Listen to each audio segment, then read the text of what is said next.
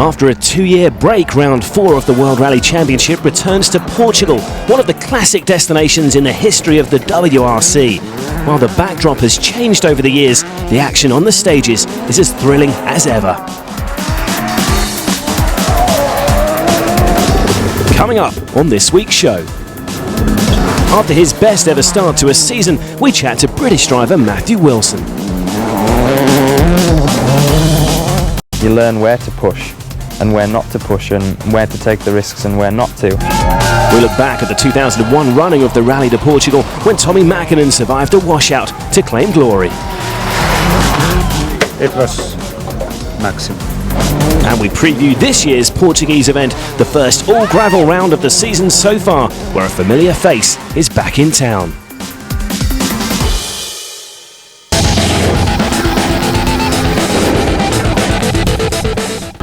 To Portugal then, and the sunshine of the Algarve for the latest World Rally adventure. The event has a long and proud history in the sport, with its fanatical fans legendary for their passion and sheer numbers. From Cyprus, we've travelled the length of the Mediterranean Sea for the Vodafone Rally de Portugal. Based just outside the city of Faro, the event is run through the rolling countryside to the north. The Algarve boasts stunning natural beauty, and being one of the most popular tourist destinations in the country, there's an abundance of beautiful beaches, hotels and golf courses to keep a rally fan occupied in the build-up to the event. The official host is the town of Vila Moura, providing a picturesque backdrop for visiting teams and fans. The area also boasts 3 marinas, with Vila Moura being the biggest in Portugal. The Rally HQ, Service Park and a spectacular Super Special are all situated in the Algarve Stadium.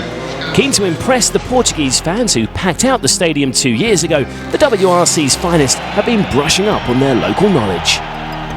The Portuguese language is spoken by about 230 million people around the world, and it is the official language in 9 countries. Unlike Spain, it is illegal to kill bull in Portuguese bullfighting. The Kingdom of Portugal lasted from 1139 to 1910. The country has been a republic since then. Ferdinand Magellan was the first man to sail around the world, and he was Portuguese. There's another world conqueror in town as Marcus Gronholm makes a one-off return to the sport in Portugal.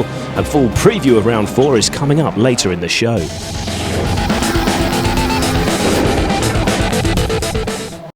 But for one rally regular, it's been an impressive start to the season. Matthew Wilson has scored points on every round so far, and last time out in Cyprus, he posted his best finish since Japan in 2007. The Brit was in a battle with Frenchman Sébastien Ogier that went down to the wire. Matthew piled on the pressure on the very last stage, forcing the Citroën driver into a mistake and handing the British driver 5th place. He also took his first main stage win in the process, much to his obvious delight. Matthew, you're just asking me what the times were. Our camera crew less than a K from the end just told us OJ's off. That's 5th. I couldn't have gone any faster in there. I think we were fastest of the guys in front of us anyway, so we tried as hard as we could. The plan was to go for it, so the pressure's obviously got to him a little bit. This is year 4 of a 5-year plan that Matthew and his father, Ford boss Malcolm Wilson, have been following, a plan which Matthew is quick to defend. I think what a lot of people sort of probably don't realise is that, you know, we come in and did all our learning in front of everyone in a World Rally car in the WRC, and we didn't exactly come in, you know, as a privateer and do it small. It seems like I've been around for a while now, but it's still all a big learning process. But this year obviously we want to put the stuff that we've learned into good use and try and step it up a gear. And already 3 rallies in, the plan seems to be working.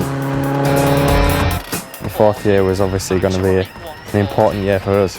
Needed to up the pace, and I think we've sort of started that from the word go, so we just needed to move it up a notch from the previous years, and I think hopefully that's what we've done, and then just build on that throughout the year. In Ireland, Matthew battled with hideous conditions to 7th place, and in Norway a battle with the 2003 world champion Petter Solberg brought a smile to Matthew's face. I think it was maybe a tall order trying to beat a former world champion from Norway in his home country, so it was always going to be tough, but we give it a good go, and I think lost out by not very much at all anyway. Although he didn't beat him, he did score another 7th place. It seems the experience that he's been accumulating over the past 4 years is really beginning to pay off. You learn where to push and where not to push, and where to take the risks and where not to. And I think that can only really come with experience. There's nothing else that can do that. So yeah, it's hopefully this year we can put everything into use that we've learnt in the last couple of years. We've got to be looking to be really just consistently in the points, you know, whichever rally we go to, and looking to score points wherever. And maybe a few rallies towards the end of the year, maybe even to try and aim higher as well. You've got the two works Citroens and the two works Ford, which pretty much every rally you go to now there's a big battle between all four of them. So to break into that, it's going to be a little bit tough, but hopefully, I mean, we can. If you're around the 4th, 5th position, all it takes is a little bit of luck, and you know you can get onto the podium, and then from there, I mean, look what it did for Jari Matti's confidence when he achieved his first podium. He went on to big things. So yeah, hopefully it's not that far away. Coming up, we have an exclusive chat with 1980s rally legend Walter Roll, who thinks he knows the key to Sebastian Loeb's success. He's always going a very clean line, and that is the secret. It was the secret in my time, and it's still the same today. We look back at the treacherous last running of the Porto-based Rally de Portugal in 2001.